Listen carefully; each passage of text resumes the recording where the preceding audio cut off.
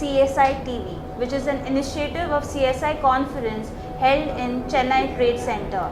I am Dr. Nanit, Medical Advisor from EMCURE Pharmaceutical Limited, Pune.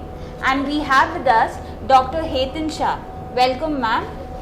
Yeah. She is the consultant interventional cardiologist at Jaslok Hospital and professor of cardiology at KEM Hospital, Mumbai. Ma'am just finished a session on anti-inflammatory therapy for chronic coronary syndrome. Is it just a theoretical question? Ma'am, could you please summarize your session? Yeah, hi. It was really a good opportunity to talk on the CSI TV and give the gist of our lecture message that chronic coronary syndrome.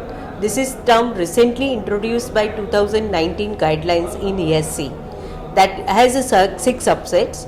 The patients, as you know, the coronary artery disease is a dynamic disease where it can be present as a stable or unstable event. So it may be subclassified as a ACS or CCS, and CCS has a 6 subset. One is a patient with asymptomatic coronary artery disease who had been diagnosed to have a ischemia. Second is asymptomatic heart disease but of more than 1 year durations post required revascularizations, or a symptomatic of less than 1 year, recent onset heart failure syndromes, or patients with a microvascular disease, or patients with having a stable angina. So these are the 6 subsets which ESC had clubbed together and termed as a chronic coronary syndrome. Now, any coronary artery disease, it's a human threat, and where the atherosclerosis, up till now the hypothesis is atherosclerosis plays a very important role, and all risk factors are the major culprit. But sometimes you must have seen, even in a low risk profile patients or patients who had underwent interventions after angioplasty or bypass, they have a signs of persistent ischemia. Then there is a debate what other etiology we are missing, and they found that inflammation is again one of the culprit.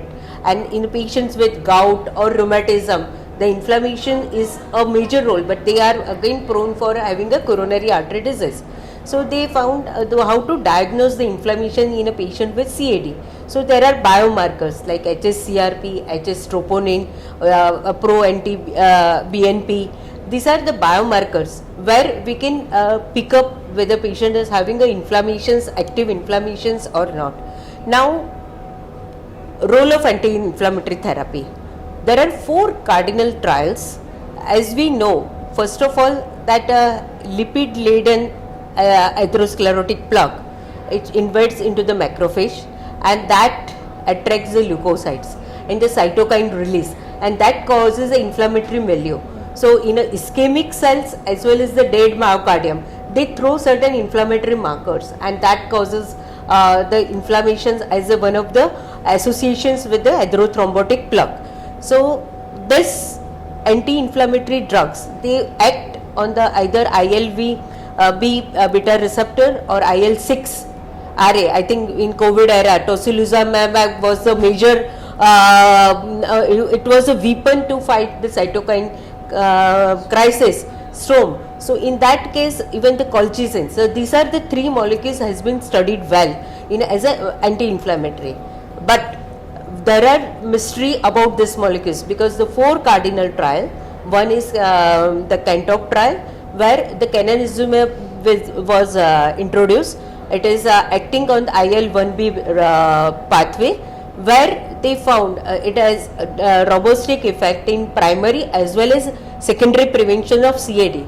But it again, the drawback is it disturbs the host defense mechanism. So there are chances of developing fatal and non-fatal infections.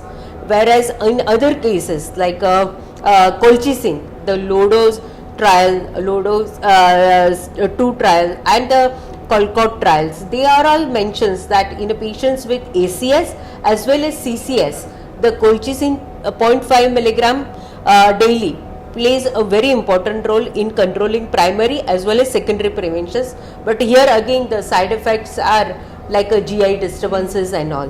But and the drawback of this trial is like less women population, the sample size is variable, and the patients have a lot of the biomarkers were not studied well, and the LDL reductions in a patients with colchicine is only those who are having a primary biliary cirrhosis.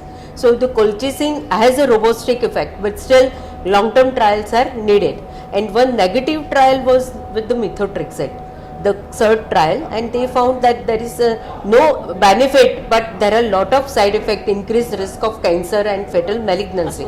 So that's why it was been prematurely terminated. So this is the gist of the trial.